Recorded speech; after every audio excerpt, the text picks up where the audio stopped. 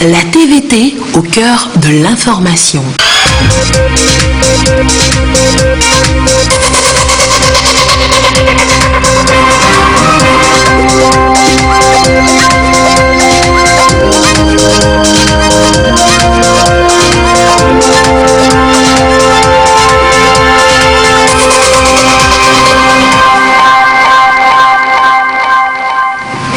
Il est 20h, bonsoir à tous. Dans l'actualité ce lundi, la séance de travail à la primature, aux côtés du Premier ministre Komi Selom Klasu, une délégation du Parti communiste chinois et une autre du Parti Unir, le compte rendu tout à l'heure en début de journal. Jeunes femmes entrepreneurs, comment préparer vos offres pour bénéficier des 25% de parts de marché réservées à cette couche? Une session de formation s'est ouverte ce lundi sur la question. Et puis, de la mode ce soir dans cette édition avec le Fashion Runabout ce week-end à Lomé. La haute couture a tutoyé la tradition. On verra ce que donne le mélange tout à l'heure. Voilà, madame, monsieur le sommaire. Bienvenue. Voici le 20h. D'abord à la primature, le chef du gouvernement, Komi Selom Klasu, a eu, je vous le disais, une séance de travail en fin de matinée avec une délégation du Parti communiste chinois et une autre délégation du parti au pouvoir au Togo, Unir. Les échanges ont porté d'une part sur le lancement officiel demain à l'Assemblée nationale du livre « Construisons une communauté de destin pour l'humanité », livre écrit par le président chinois Xi Jinping, et d'autre part sur la coopération sino-togolaise. On fait le point avec Yasmine Kodia. En séjour en terre togolaise, la délégation du Parti communiste chinois entend renforcer ses relations d'amitié et de coopération entre son pays et le Togo et entre le Parti communiste chinois et le Parti Unir, Union pour la République. Reçu par le chef du gouvernement, Komi Selom Klasu, les échanges ont tourné autour de 2 points. Il y a 2 objectifs pour ma mission. Le premier objectif, c'est d'échanger avec les dirigeants du Parti Unir, trouver des convergences de points de vue et mettre en place le résultat du sommet Pékin du FOCAC et de la coopération dans le cadre de la ceinture et la route. Deuxième objectif, c'est de lancer l'édition française du livre du président « Construisons une communauté de destin de l'humanité » à Togo. C'est un grand bonheur pour la partie chinoise d'avoir choisi le Togo comme le lieu de la cérémonie de lancement de ce livre important. Et la partie togolaise ont fait tous les efforts et les dispositifs pour assurer le bon déroulement de cet événement. Et en particulier, nos amis togolais ont choisi le siège de l'Assemblée nationale comme le lieu de la cérémonie de lancement. Cela illustre les relations parfaites de coopération qui existent entre nos 2 formations politiques et entre nos 2 États. La partie chinoise en est très reconnaissant et très ravie de voir cette cérémonie qui aura lieu. Demain, le lancement de ce livre, Construisons une communauté pour l'humanité, devant les parlementaires à l'Assemblée nationale. Cette vision du président chinois Xi Jinping est d'œuvrer à ce que le concept de communauté de destin pour l'humanité se concrétise. Le Parti communiste chinois et l'Union pour la République, 2 grands partis au pouvoir dans les 2 pays respectifs, la Chine et le Togo liés par un destin commun, d'œuvrer à la construction de pays dans une vision pragmatique. Les membres du Parti communiste chinois ont apprécié les efforts du président du Parti Unir, président de la République, dans sa vision de construction du Togo émergent d'ici 2030. Le paysage et la culture du Togo m'a beaucoup impressionné. J'ai le sentiment que c'est un pays plein de vivacité et de dynamisme. Pendant ces dernières années, sous la direction du président Faure Gnassingbe et du Parti Unir et surtout du gouvernement togolais dirigé par vous-même, le Togo a bénéficié d'une stabilité politique, de l'unité nationale. Le gouvernement togolais s'attelle à créer des emplois pour la population population, améliorer les conditions de vie pour la population. Et le Togo a su profiter de ses positions géographiques pour lancer le plan national de développement 2018-2022 qui vous a permis d'obtenir de grands succès. Et en tant que véritable ami du Togo, la Chine s'en réjouit de tous ces résultats positifs qu'acquiert le gouvernement togolais, et nous souhaitons une grande victoire pour le président Faure Gnassingbé et pour le Parti UNIR dans les élections présidentielles de l'année prochaine, pour que le Parti UNIR puisse conduire le peuple togolais dans la cause du développement de l'État. Le Premier ministre Komi Selom Klasu leur a souhaité la bienvenue au nom du président de la République. Il a rappelé les qualités de relations entre la Chine et le Togo qui remontent de 1972, faisant déjà science du contenu de ce document qui vise à rallier l'avenir et le destin de l'humanité de chaque nation sur la planète. Considéré comme une grande famille, il a salué le pragmatisme des présidents chinois et togolais et a annoncé d'ores et déjà l'adhésion du Togo à cette vision de Xi Jinping. Le président du parti, le parti Union pour la République, et tous les militants adhèrent au lancement officiel du livre intitulé « Construisons une communauté de destin pour l'humanité ». Ce livre et son contenu sont la preuve que sans la paix, sans la solidarité, notre planète irait vers son autodestruction. Voilà pourquoi le président de la République, président du parti en tête, et tous les Togolais adhérons à ce livre qui est « Construisons une communauté de destin pour l'humanité ». La Chine a une très longue expérience, notamment sur le plan politique. Et d'ailleurs, dans quelques mois, nous avons des enjeux, et vous-même vous êtes revenu là-dessus pour des raisons que vous avez aussi expliquées. Tout faire pour que le président de la République continue la vision qu'il a pour ce pays.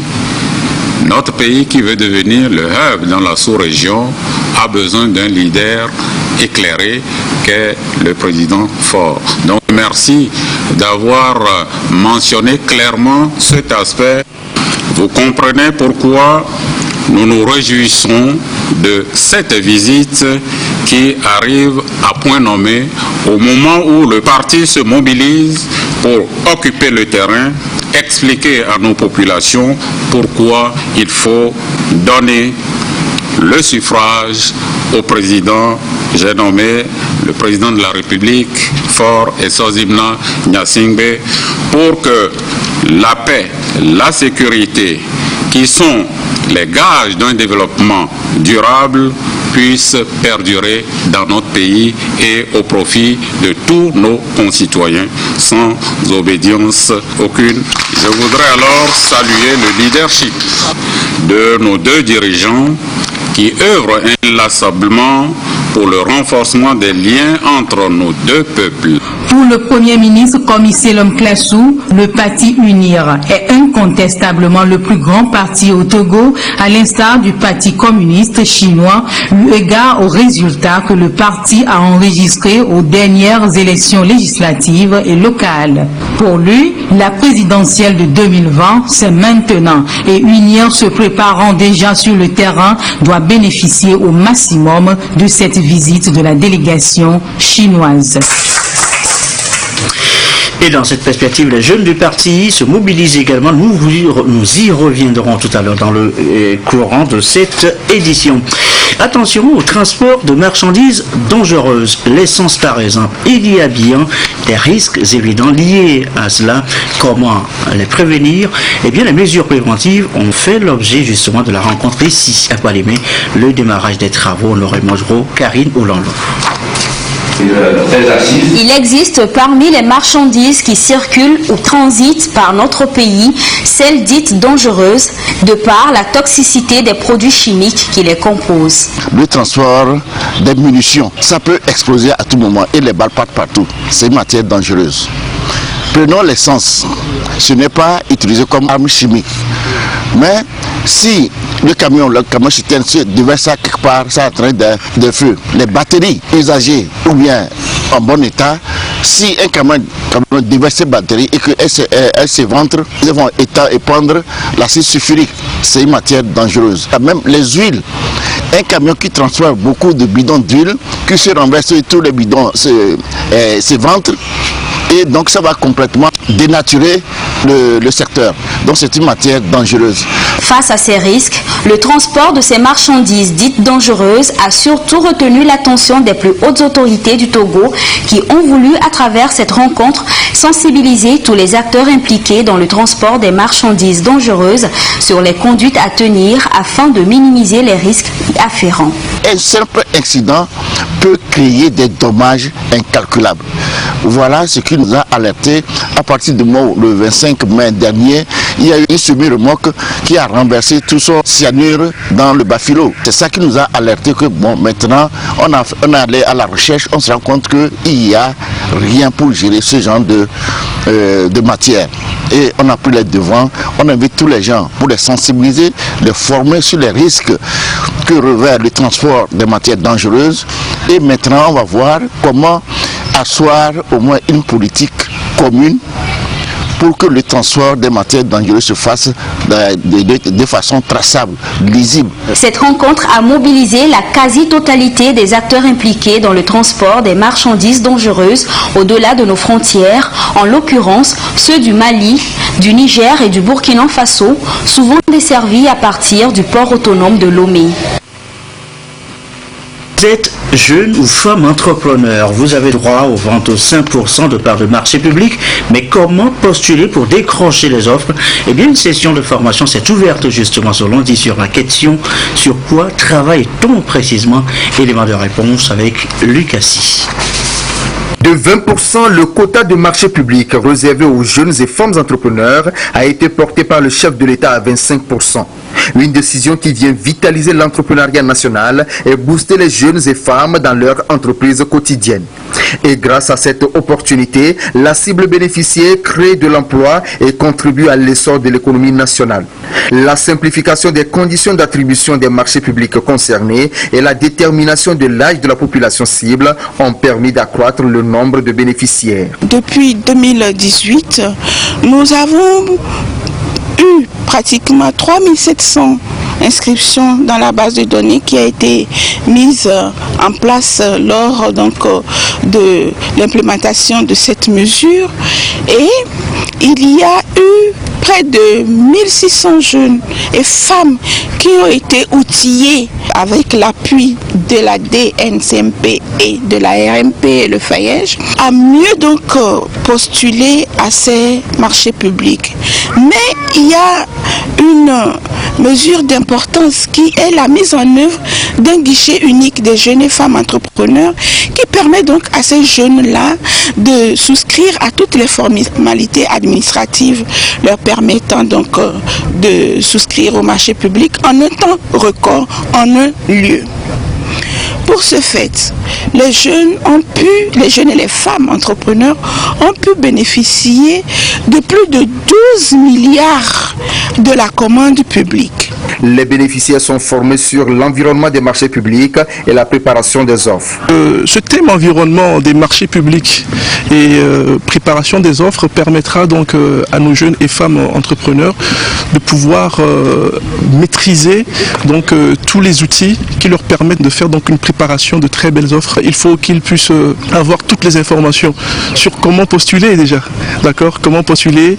Ces jeunes-là peuvent s'adresser donc à notre division en charge donc de la formation d'appui technique qui fait tout le nécessaire pour les aider à ce que leur offre soit la meilleure des offres possibles. Ces jeunes et femmes entrepreneurs seront donc remis à niveau sur les techniques d'analyse de la demande des autorités et la pratique de montage d'une offre concurrentielle.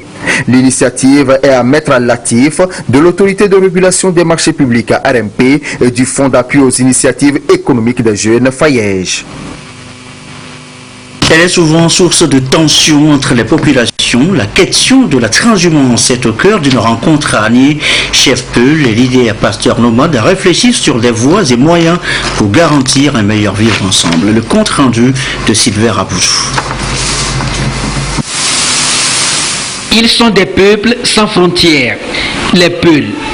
Au Togo, tout comme dans bien d'autres pays africains, ils sont toujours présents avec leur activité phare, la conduite des troupeaux sacrés.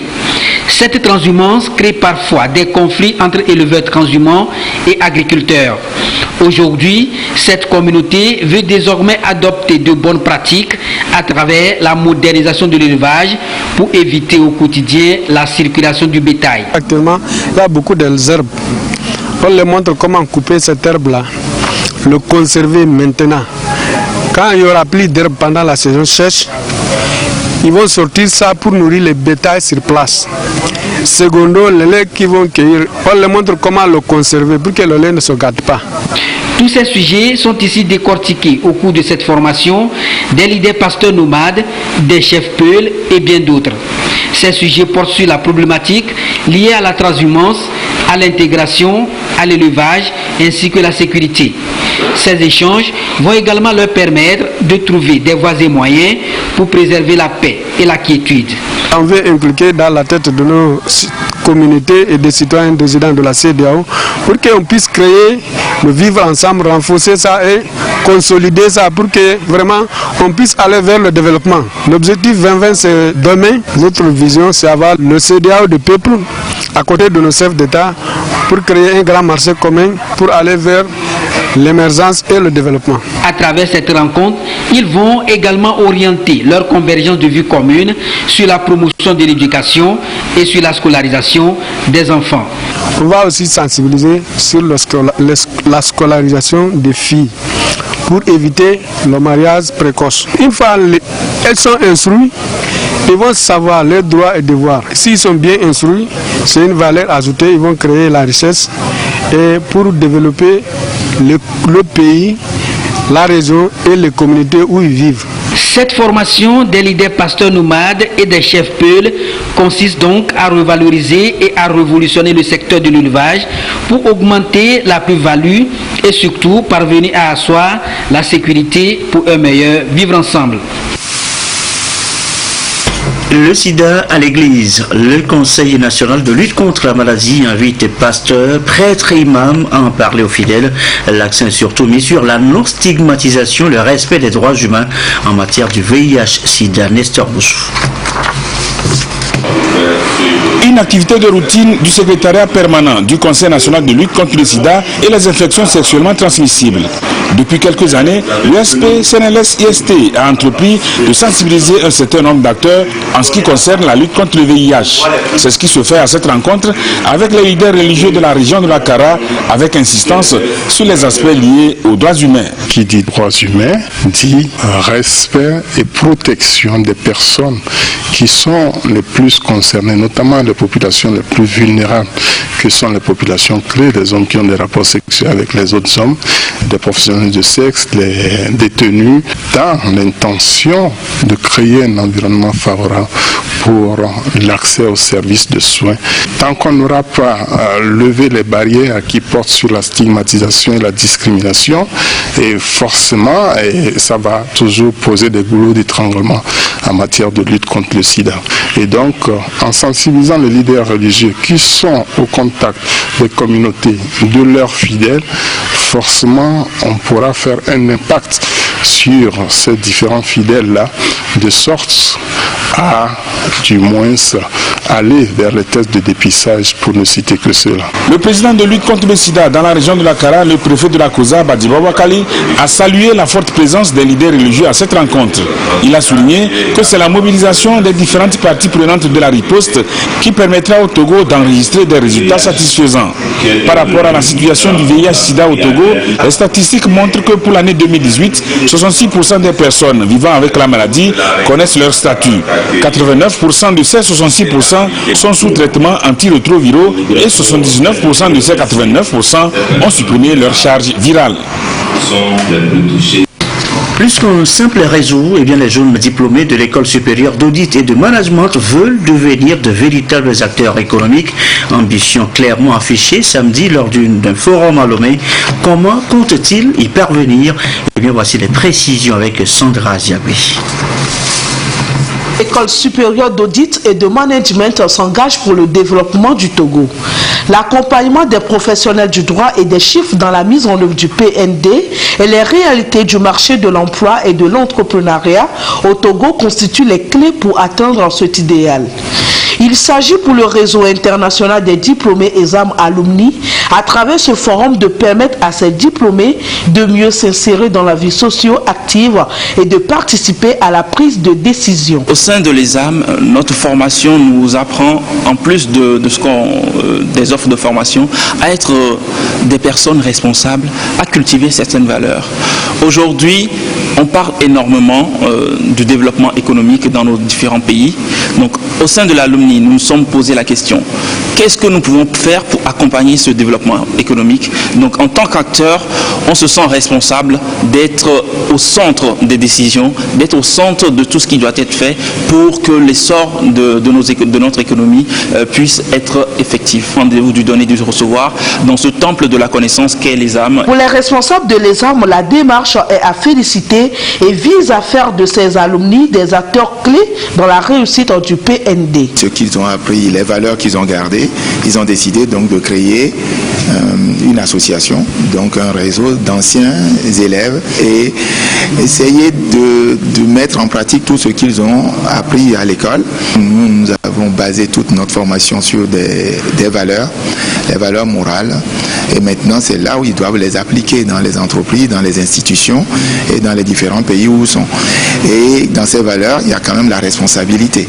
Plus de 15 nationalités constituent ESAM Alumni. Il a pour prérogative de renforcer les capacités de ses membres et faciliter leur insertion, perfectionnement et progression en se basant sur le monitoring comme moyen d'action. Autre engagement affiché, celui des jeunes UNIR au goût, toujours prêts à soutenir le chef de l'État. Ils ont réfléchi ce lundi à comment exprimer ce soutien. L'objectif, eh bien, c'est la présidentielle 2020. Le compte rendu de Sylvain Raboujou. Le cadre de réflexion et d'appui des jeunes de l'Ougou au parti UNIR, Union pour la République, remobilise la base pour mieux accompagner la politique du chef de l'État en matière de développement et de croissance économique. Une rencontre pour conjuguer leurs efforts et resserrer les liens en vue de promouvoir la paix et la cohésion sociale, des valeurs pour garantir le mieux vivre ensemble. Ça ne peut être qu'un plus pour notre engagement à la cause de notre grand parti, le parti UNIR, que nous représentons dans la préfecture de l'Ougou. 2020, c'est demain. Moi, je dis même que 2020, c'est aujourd'hui. Il faut qu'on affûte nos armes. Il faut qu'on rassemble les énergies pour plébisciter le moment venu notre champion. Ce cadre de réflexion s'est déroulé autour de la thématique « L'engagement des jeunes face aux défis de l'heure ». Un appel pour orienter les jeunes à jouer efficacement leur partition, non seulement dans la recherche de la cohésion sociale, mais aussi à s'activer pour porter haut la vision du chef de l'État, celle de faire du Togo un pays émergent. Nous avons des objectifs à atteindre et une vision pour 2020. Alors ça doit commencer à partir de maintenant pour pouvoir préparer le terrain en nous unissant d'abord avant de pouvoir se lancer sur le terrain et chercher l'électorat pour 2020. C'est donc amener les jeunes à une implication et participation active dans la mise en œuvre des stratégies de développement, surtout à l'heure où le Togo s'est engagé dans sa politique de communalisation pour appuyer les actions de développement des communautés à la base. À l'étranger, début de la campagne présidentielle ce lundi 2 septembre en Tunisie, et ceci en vue du scrutin anticipé du 15 septembre prochain. 20 aussi candidats vont devoir alors se démarquer pour convaincre 7,15 millions d'électeurs tunisiens. Rappelons que parmi le million de nouveaux inscrits sur les listes électorales, eh bien 70 électeurs ont moins 70% d'électeurs ont moins de 25 ans. Après Goma, samedi et béni ce dimanche, le chef de l'ONU est arrivé à Kinshasa pour la dernière étape de sa tournée. Il s'est entretenu ce lundi avec le président Félix Tshisekedi, mais aussi avec le Premier ministre, la présidente de l'Assemblée nationale et des représentants de l'opposition et de la société civile. Parmi les sujets au cœur de ces discussions, l'avenir de la MONUSCO et la lutte contre les groupes armés. Cela dit, retour chez nous au Togo, direction Tandjouer, où un SAT vient d'enlever plusieurs tonnes de maïs. L'opération d'achat c'est avec Chazim Nabaga.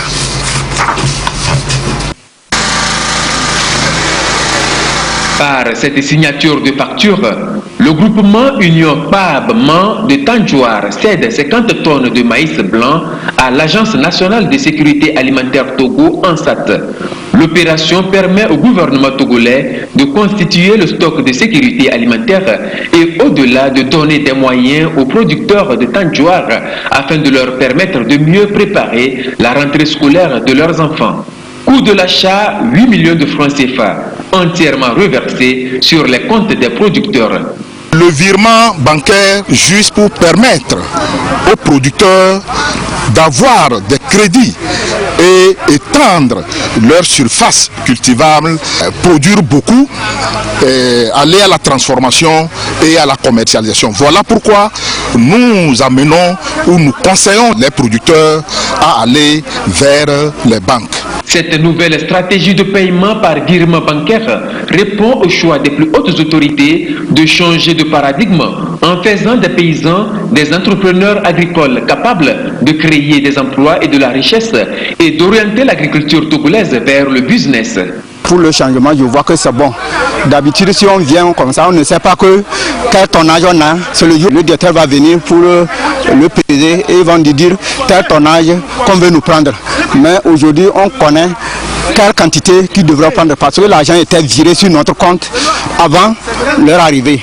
J'apprécie ça, que c'est très bon. Et ça nous permet, nous les producteurs, de faire les crédits pour la production et pour la transformation. Quand on prend main à main, les camarades croient que vous avez enlevé un peu quelques sous sur ça. Mais quand ça serait à la banque, vous allez aller, on va vous donner les reçus. Et qu'on présente, tout le monde sera content. Ça nous fait plus d'économies. Parce que quand on va prendre, on va profiter pour payer les fournitures de nos enfants pour la rentrée. Le directeur régional ANSAT Savane a saisi l'occasion de cet achat pour sensibiliser les producteurs sur la nécessité d'établir des factures de vente à leurs clients afin de disposer de documents fiables pouvant leur servir de preuve dans les institutions financières.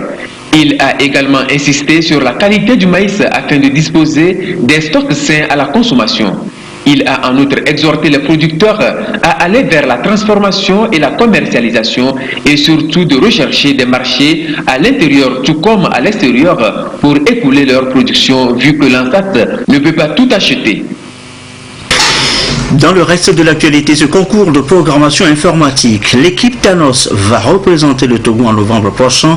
Comment s'est faite la sélection? 30 jeunes ont pris part à la compétition. Honoré Bolissatom, Gisèle causant avec Dodo Arrêt. Constitués en équipe de 3, ils sont une trentaine, ces jeunes étudiants, à prendre part à cette compétition sur la programmation informatique de Mapcom Technologies au Togo.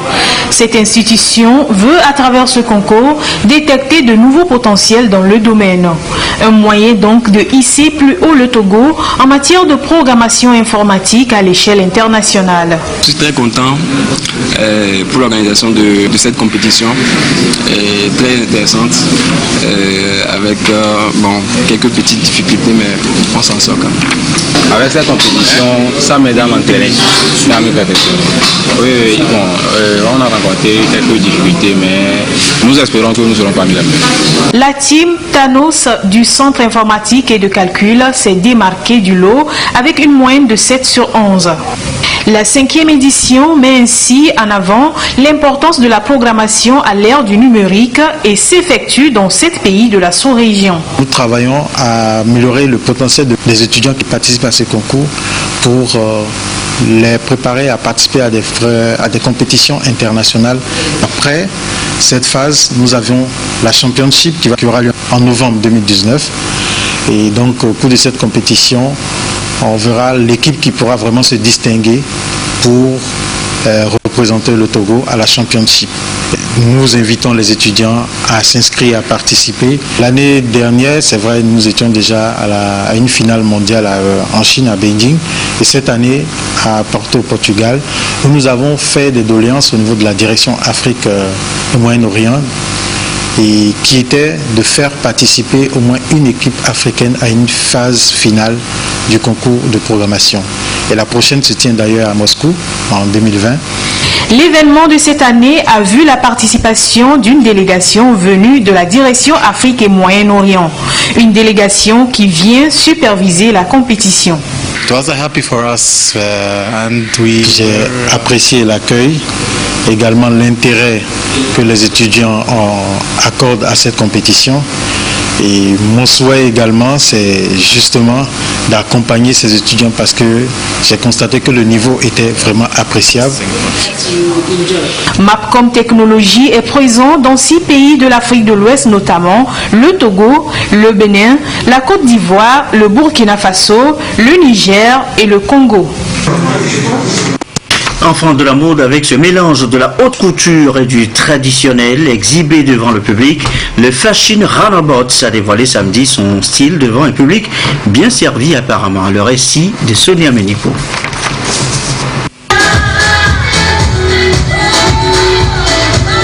Des mannequins en t-shirt dope, jeans et baskets. Cela s'appelle style confondu.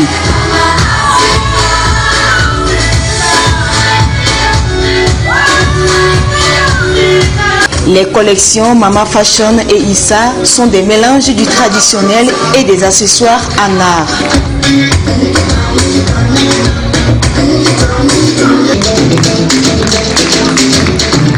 Les chaussures comme ça, c'est les sandales qu'on porte souvent ici, qu'on dit dimakla dans notre langue.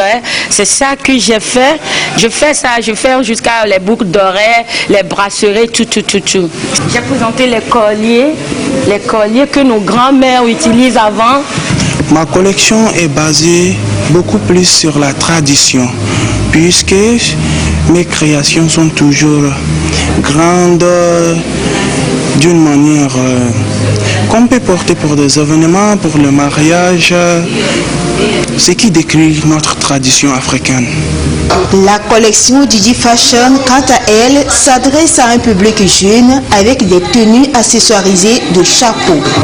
J'ai présenté la collection de jeunesse libre parce que dans ma collection, il y a des trucs de plage, des trucs de femmes responsables de maison, de sortie aussi. La jeunesse est libre de porter tout ce qu'il veut. La marque Dope, détermination, optimisme et perspicacité, créée par un groupe de jeunes, veut à travers cette initiative non seulement faire ressortir le génie créateur togolais en matière de mode, mais aussi donner une particularité à la mode togolaise. Le Togo n'a pas une particularité en matière de mode comme le Bénin, on voit les bombas, le Nigeria, on voit les lessillés. En fait, il a adopté d'un peu partout. Donc, à nous de donner une particularité à notre mode parce que nous avons un style confondu. Moi-même, je suis en style confondu. J'ai un jean pantalon à bas, j'ai un t-shirt. Ça, c'est un style américain. Mais je suis en tissu veste. Je suis en tissu veste. Ça veut dire que c'est un style français. Et je suis en corlier et en truc là. Donc ça veut dire que c'est un agencement de style en fait. J'ai aimé tout, surtout la soirée. J'ai aimé les modèles que les filles ont portés, précisément les pagnes parce que j'aime bien les pagnes. La soirée c'était ouf. Le concept de Dope m'a vraiment plu parce que ça veut dire détermination, optimisme et perspicacité. Et je pense que pour la jeunesse, ce sont des valeurs vraiment à promouvoir. Fashion Roundabout, c'est aussi de la danse et de la bonne musique.